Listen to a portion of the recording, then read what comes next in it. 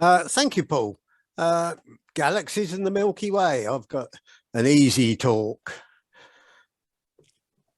So all the stars we see in the night sky, they're stars in our galaxy. So what can we see? Well, if you're lucky, you can see a faint band of stars going across the sky if you've can get away from the light pollution. And it is a faint band, but you can just see it just in Cambridge. I know at the Institute, when we're doing observing, we can just see it directly above us where the light pollution isn't too bad. But modern cameras make the Milky Way stand out much better than ever we can see it. We can never see it with this, like with our naked eye, like in this diagram on the left. But it's this is very similar to this galaxy here. You can see we're not exactly looking at the edge of the spiral arms, and the same here. And we're just above the plane of the Milky Way, so we can see the central bulge of the Milky Way on the left-hand side, just as we can here. And of all those stars we can see in that Milky Way, how many is there? Well, if I was to tell you a number, it would be meaningless. So let's count them. Let's get a bag of rice, a kilogram bag of rice, and let each one of us count the grains of rice in the bag. And 1 grain of rice represents 1 star in our galaxy. So off you go, and all 12 of us will count the bag of rice. But I don't want you to count 1 bag, I want you to count 10 bags. And then tomorrow night, come back and count another 10 bags of rice. And the night after, another 10 bags. Come back next week, next month, to the end of the year. Every day counting 10 bags of rice, all 12 of us. And we'd have to do that for 45 years to get the approximate number of the grains of rice equaling the numbers of stars in our galaxy. And if you're wondering how much rice that is, that's over 60 lorries loads worth. Now, 3 weeks ago, we covered the Hertzsprung-Russell diagram in some detail, but just to refresh, most of the stars spend most of their life on this main sequence, where they confuse hydrogen into helium. And this is the cool end of the chart, the diagram. Cooler stars here getting hotter and hotter and becoming blue hot. And these are the hottest stars. And then just above the main sequence are the red stars. These are dying stars. As our sun will turn into a red giant, it will move up to this phase. And the other area is the white dwarfs. And once a star has finished its life, it ends up as a white dwarf. Now they categorize these stars in order of temperature. So M-type stars are the coolest. And you can have M dwarfs and M giants, and the same with K and G. But the main sequence star here become very large. The O and B stars become giants on their own, and they have very short lives because they're galloping through their nuclear fuel. These stars live fast and die young. So of all the stars in the Milky Way, each square represents 1 billion stars. And as you can see, 3/4 of them are M-type stars, the cooler stars. But only a very few are giant stars. This diagram here shows just the giant stars taken from this here. So all the stars in our galaxy are mostly dwarf stars. The A, F, G, K and M type stars. And as you can see, as they get bigger and hotter, they get fewer and fewer. And yet the stars we see in the night sky are mostly these giant stars that have died or in the process of dying, red giants or blue giants in the main sequence. But these colours are a bit exaggerated. This is how you see the colours of the stars through a telescope. And mostly they just look white. But if you get a nice pair of stars contrasting colours, you'll see that you can pick up the colours of the stars and thus the temperatures. So the blue star is hotter than this yellow star. This is a very nice double star in the constellation of Cygnus. So that's what we see. Most of these naked eye stars are giant stars that are galloping through their nuclear fuel, or dying stars, these red giants.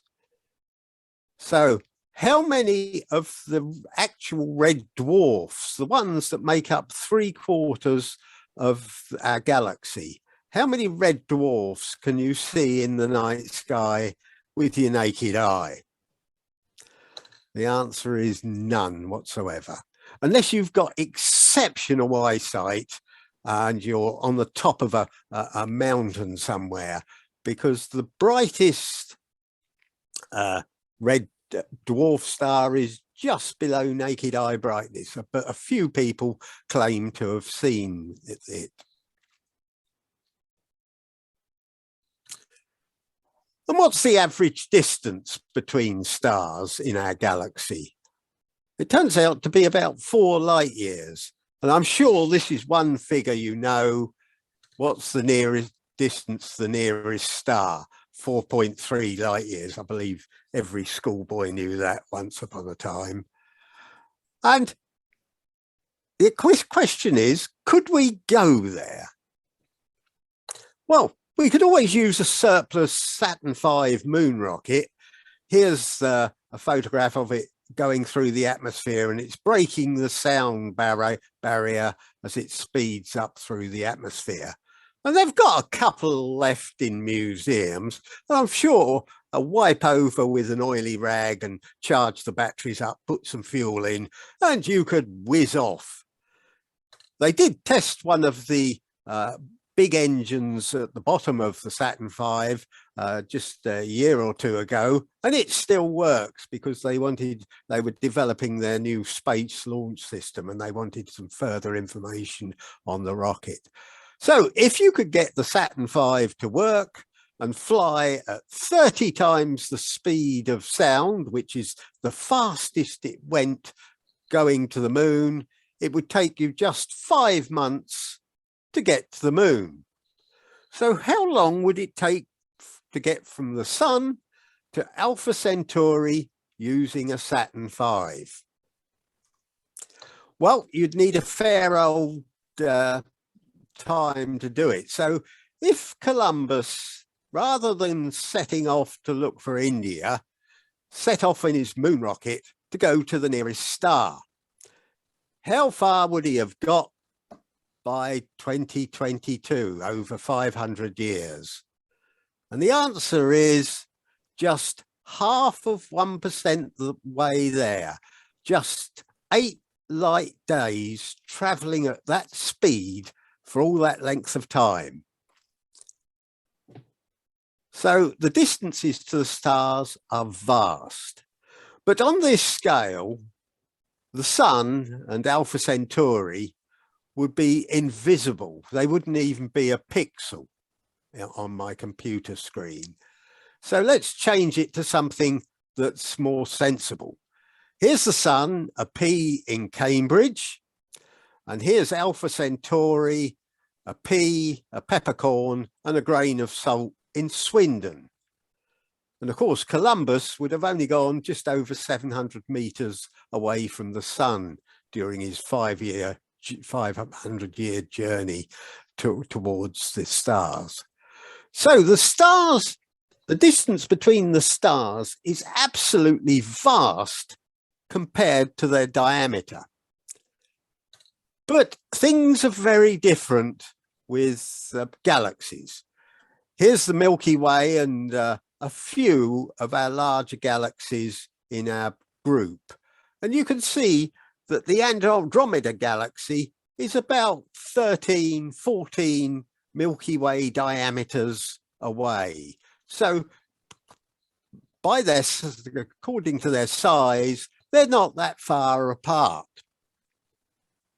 But if we add in all the local group, and most of these are just dwarf galaxies, which are the crumbs left over from when the bigger galaxies were formed. Now, when does a group become a cluster? Well, it's usually about somewhere between 30 and 50. Galaxies like to cluster together.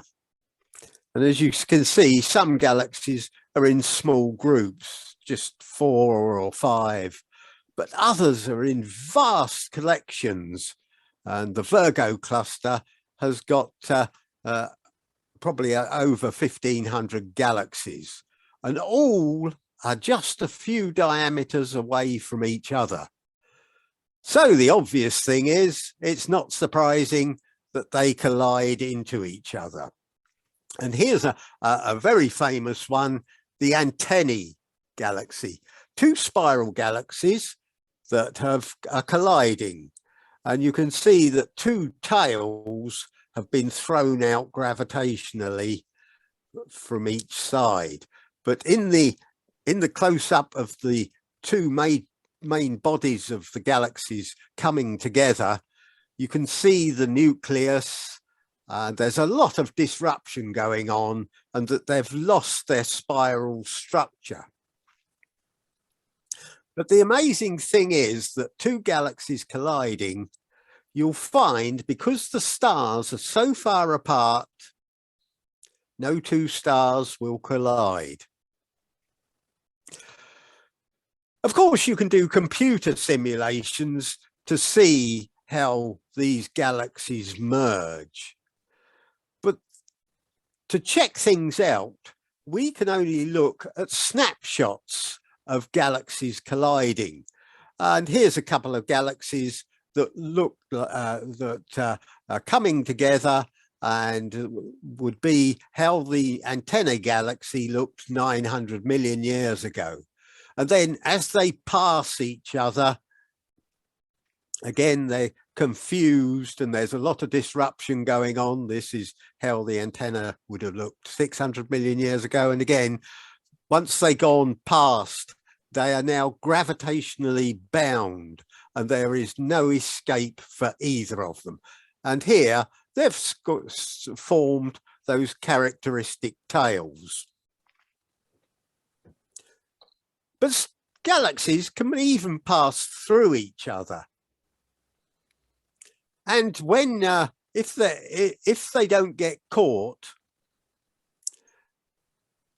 they can escape, which is fairly unusual.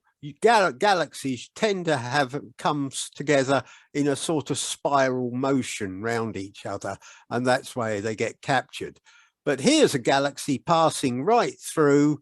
You can just see the nucleus of the spiral galaxy here. Again, it's lost its spiral structure. And the Cartwheel galaxy, galaxy has shot past through it and caused ripples like dropping a stone in a pond, and you've got a ring coming out.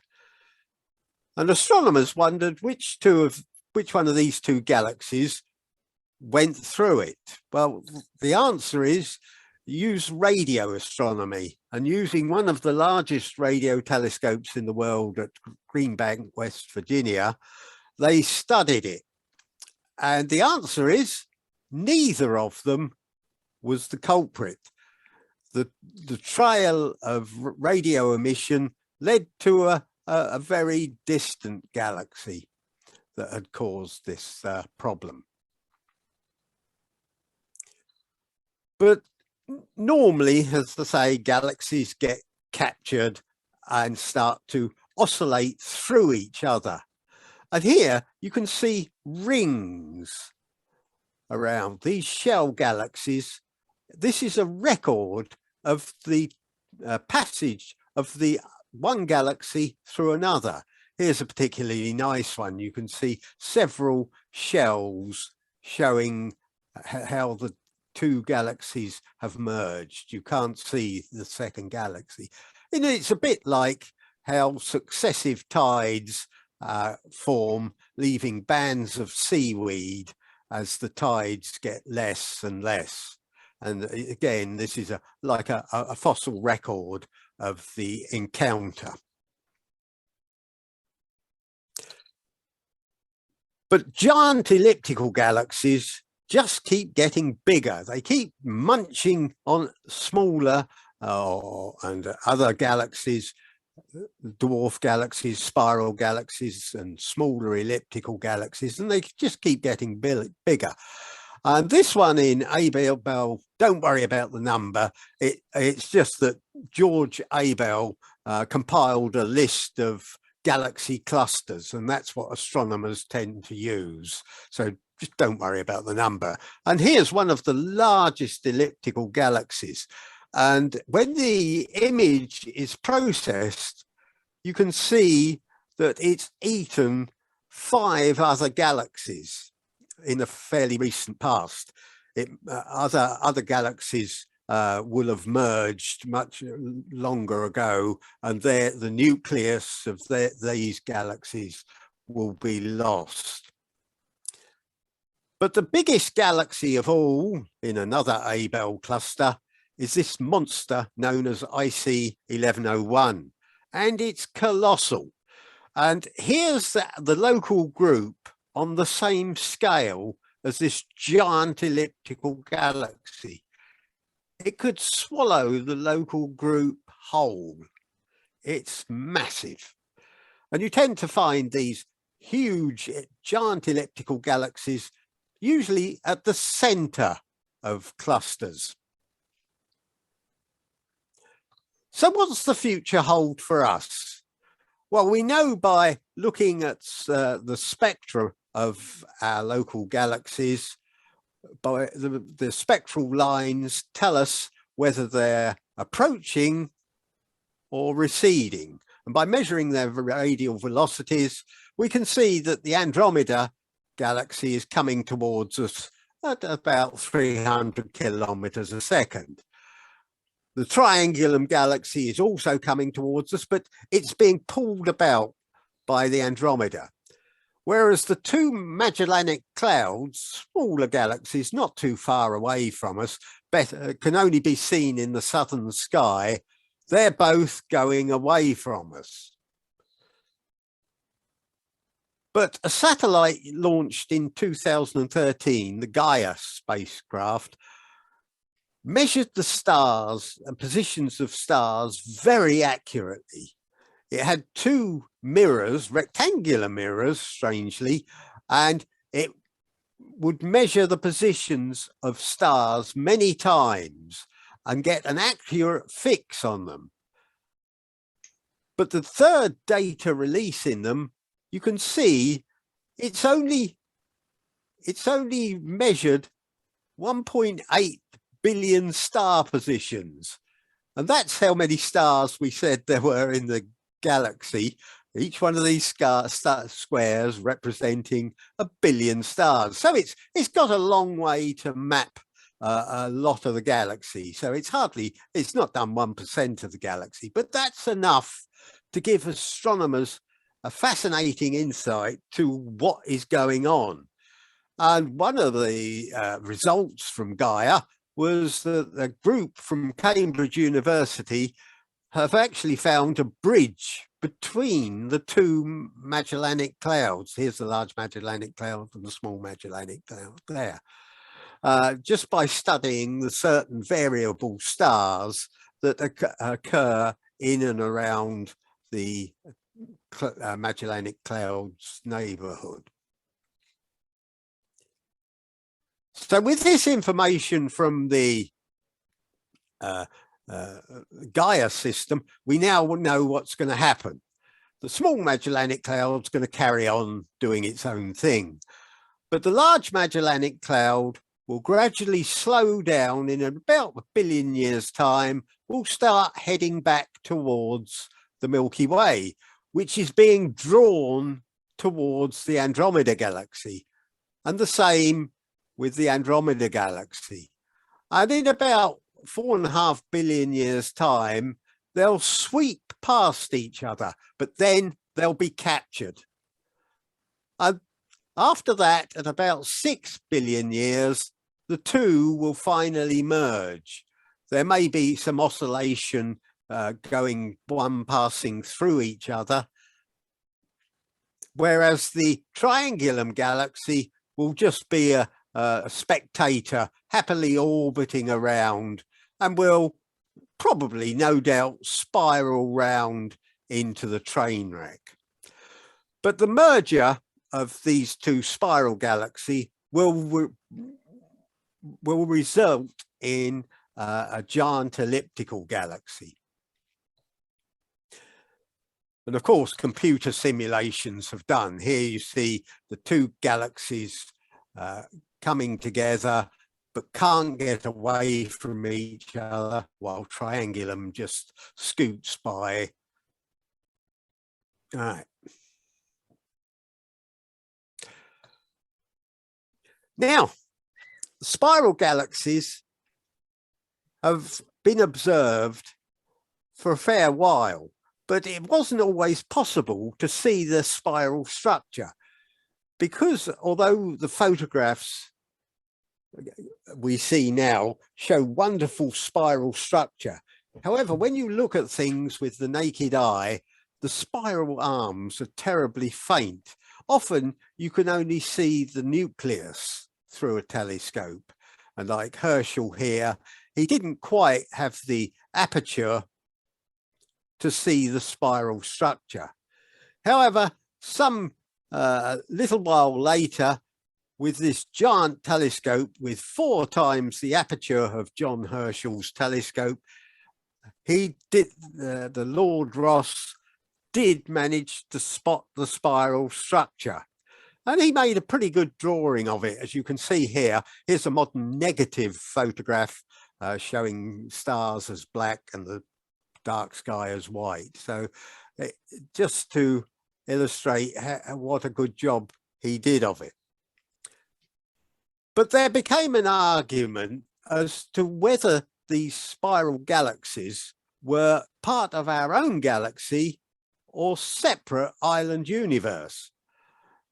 Shapley argued that the spiral nebulae were simply clouds in our galaxy, and we lived in a smallish universe, whereas Curtis thought that spiral nebulae were separate bodies outside our galaxy, a humongous universe. And they decided to have a debate just over 100 years ago in the Smithsonian Museum. And evidence was given over the day. But the evidence that Shapley used was that Van Manen had measured the movement of stars and clumps of stars in a spiral galaxy. I hope you can see the spiral structure.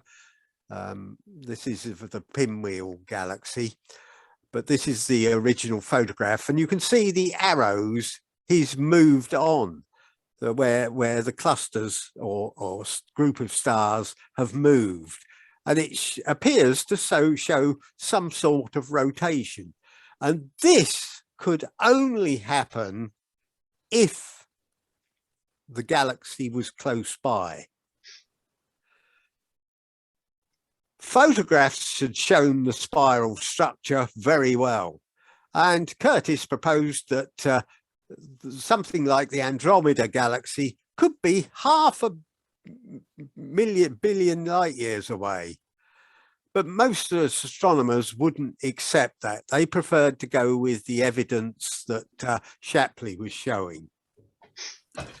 It was left to Edwin Hubble, and using the fairly new largest telescope in the world, the Hooker telescope, he took some photographs of the galaxy, the Andromeda galaxy, and he could see individual stars in there.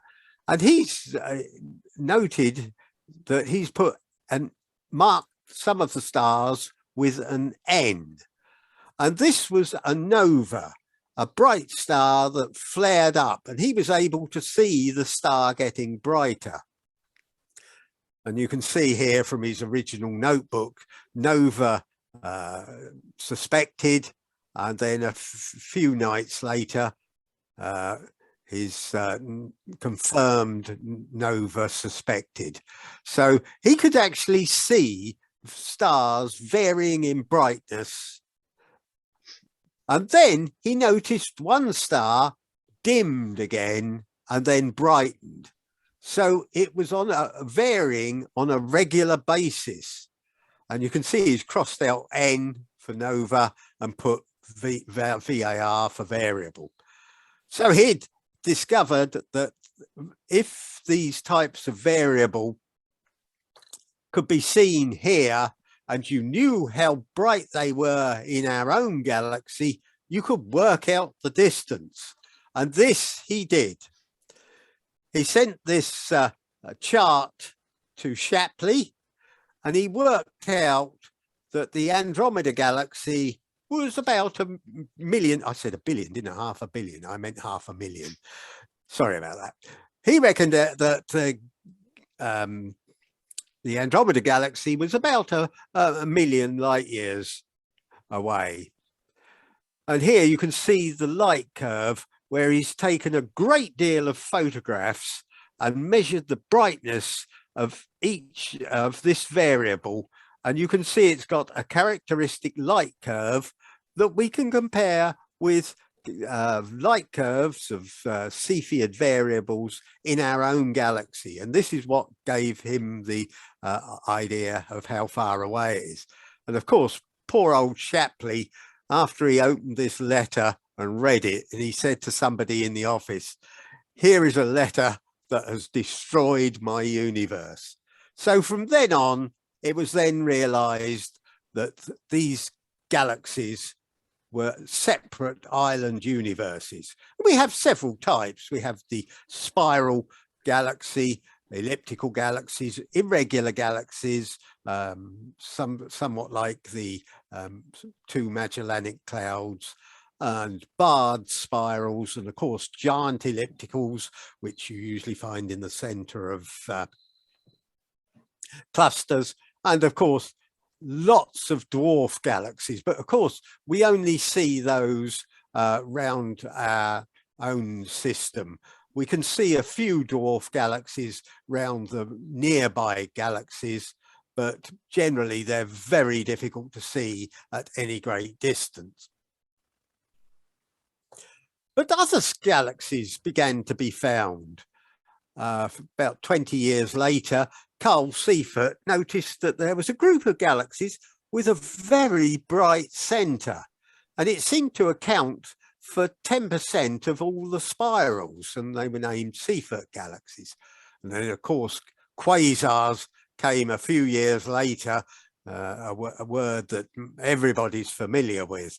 But these are very bright compared to Seifert galaxies, and generally they outshine the rest of the galaxy. And sometimes you have a real difficulty seeing the galaxy they're in. And a few years after this found even more energetic objects known as blazars. And again, very compact source. So what are all these objects? Well, in this artist's impression of a disk of material spiraling down onto a black hole, we can see the jets of material that are coming off the black hole at a great, very nearly the speed of light. But this supermassive black hole, and there are supermassive black holes in the centers of most galaxies, what you're actually seeing, if you look at the galaxy obliquely, don't forget this is just the black hole and it would be in the galaxy. So imagine the rest of the spiral galaxy seen edge on in this bit. As you look at the C-foot galaxies, you're seeing the bright nucleus. A quasar, you're looking more directly down, and a blazar, you're looking down the barrel of a rifle. So that explains those. But black holes, supermassive black holes, weren't accepted until they were hypothesized in 1971 by two astronomers, Lyndon Bell and Martin Rees. And good news is Martin Rees is coming to give us a lecture later in the year, and now we'll be back at the Institute. We'll be able to hear him properly. Anyway, they said that they suggested that there would be black holes in the center of most galaxies. And they only had to wait 4 years before radio astronomers picked up the supermassive black hole at the center of our galaxy. And it was subsequently called Sagittarius A star. But the trouble is, we live in a very dusty spiral galaxy. And as we look towards the center of the galaxy, our view is obscured, just like the mist on a misty night. As we look further in, the stars get harder and harder to see. And here we're looking towards the center of our galaxy, and you can see the obscuring material. And this prevents us from seeing the center of our galaxy. However, astronomers have tricks up their sleeves. Here's the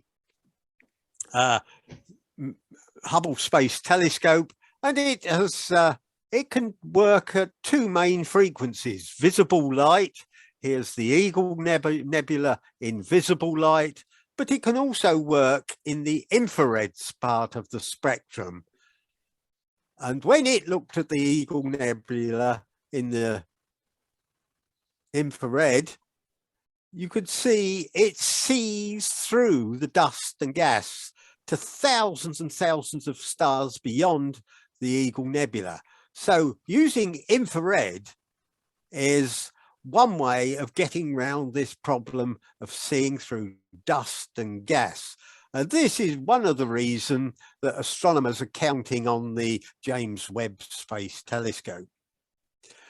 But using ground-based telescopes like the Keck, one of the Keck telescopes, and these are one of the largest in the world.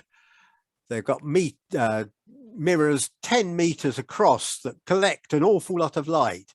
And you can see here that over a period of years, they were able to map out the motions of the nearby stars going round Sagittarius A star. And when you've got two complete orbits, here you can see in pink and orange, all stars that orbit around the supermassive black hole are given S numbers. So this is S2. And when you've got two, you can see you can work out the mass of the black hole. And I've put this little ring here, and this is on the same scale as the Earth's solar system, with Neptune being the furthest planet. So these two stars passed a fair distance away from the black hole, but were still influenced. As you can see, S2 was traveling at 2.5% the speed of light, which is a fair old lick. But how big is the massive, supermassive black hole? Well, they calculated it just over 4 million solar masses, but the event horizon is quite small. Here's the sun, and it's about 4.5 light seconds across. The event horizon, upon which nothing, once it passes, can get back out, is only one and a bit light minutes across. So it's tiny in comparison to the size of our orbit of Neptune. But the gravitational effect that this supermassive black hole reaches far into the Milky Way. So was the Milky Way ever a quasar? Well, quasars is when material falls into the black hole. But our black hole has eaten all the material around it, and so is not active. So yes, our astronomers think that in the early history of the Milky Way, we were a quasar until the material was used up.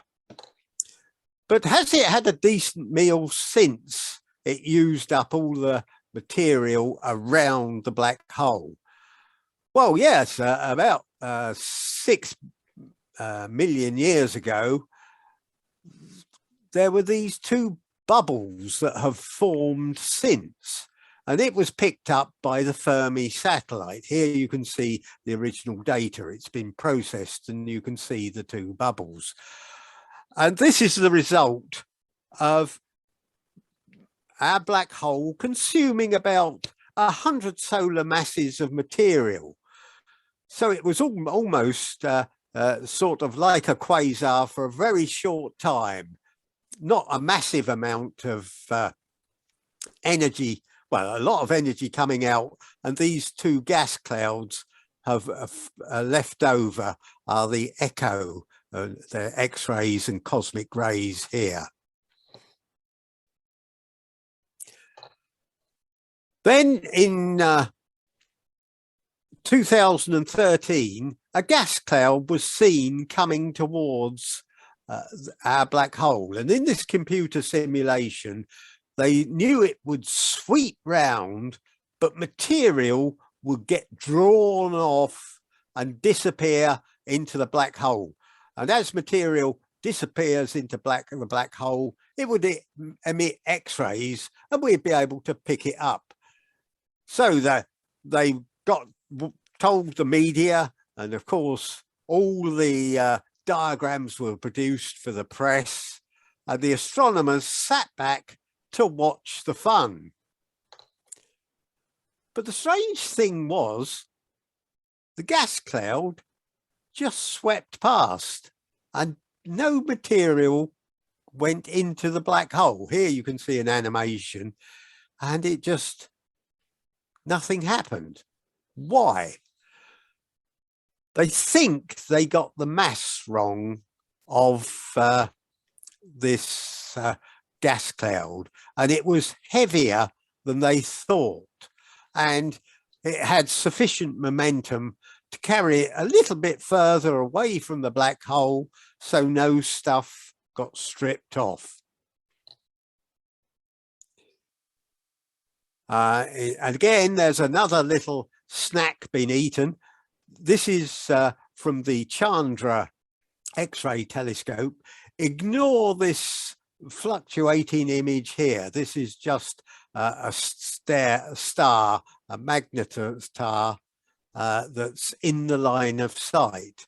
But you can see the flare, it's repeated, as an object falls into our black hole. And they reckon it was something like an asteroid. Nothing too big, but we were able to detect it. And again, a few years ago, there was another flare. Here you see it. And the possibilities were, was it another asteroid that got munched like that one?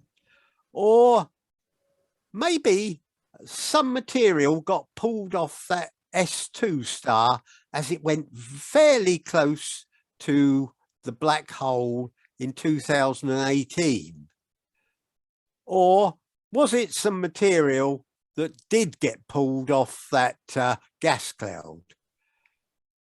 They've done the calculations and they believe that it was actually some gas that was torn off from this that went round in 2014, and it's taken 5 years to reach the black hole and spiral down and be recorded as a flash over a few hours and in the black hole, supermassive black hole.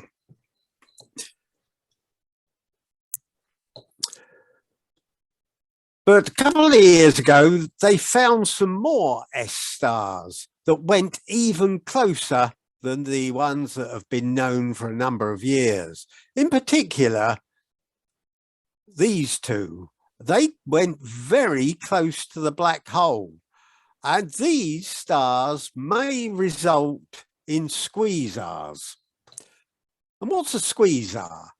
Well, a quasar is when a star orbits round a black hole, but as it comes close, it gets squished by the immense gravitational pull of the supermassive black hole in the center of our galaxy.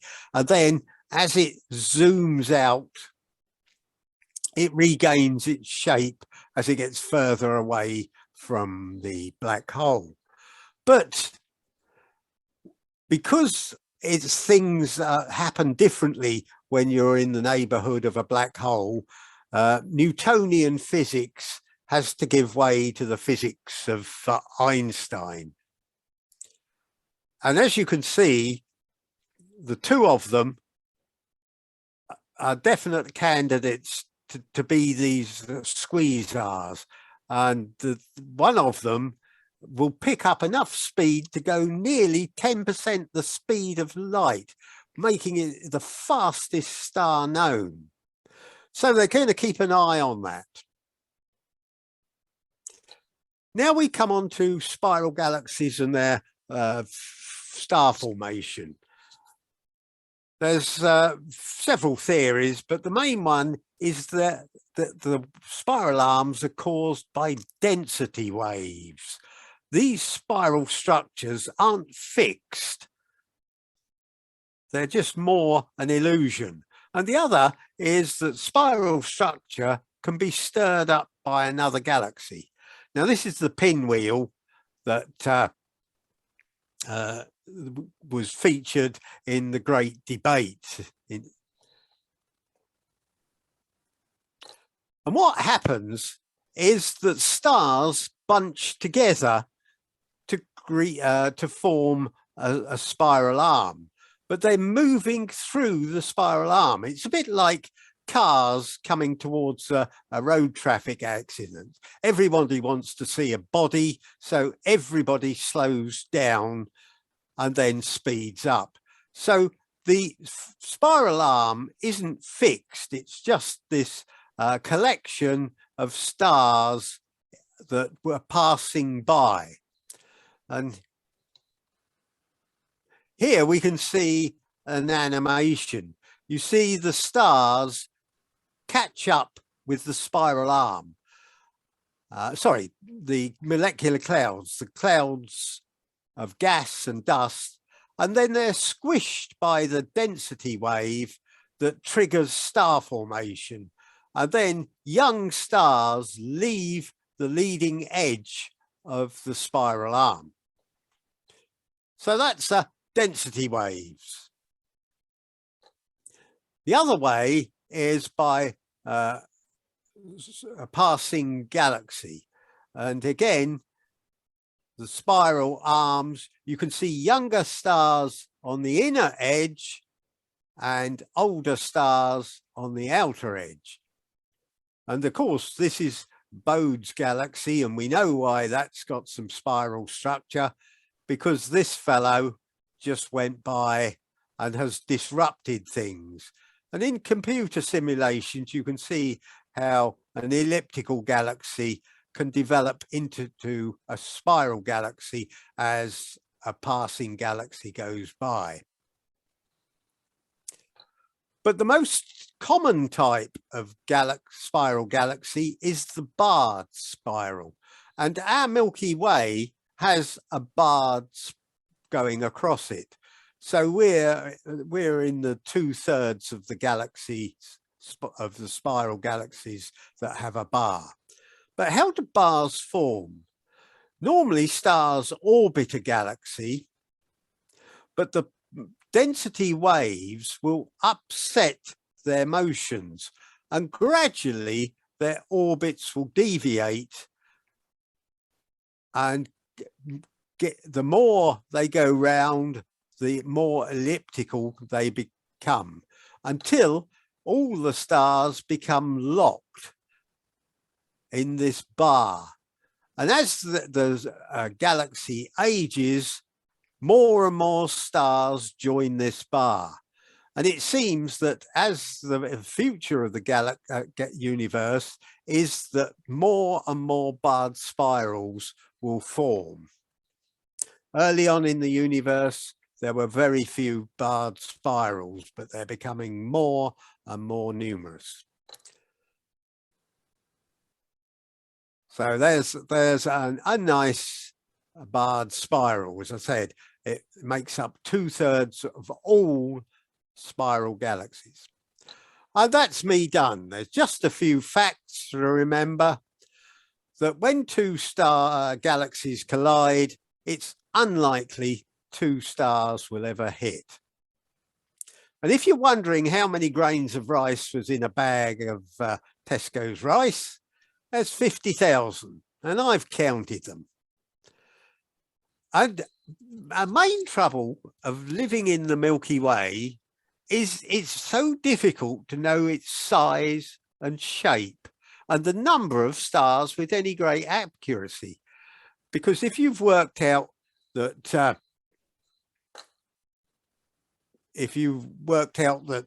you count 10 bags a night for 45 years and times by 12 people, when you worked out the number of stars that could easily be double that figure or half that figure.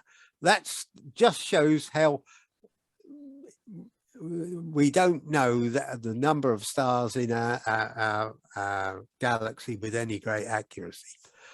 And just an average density of interstellar space in our galaxy is about 1 atom per cubic centimetre. That's about 1 dust particle every cubic metre. Okay, that's me done. I'll finish there.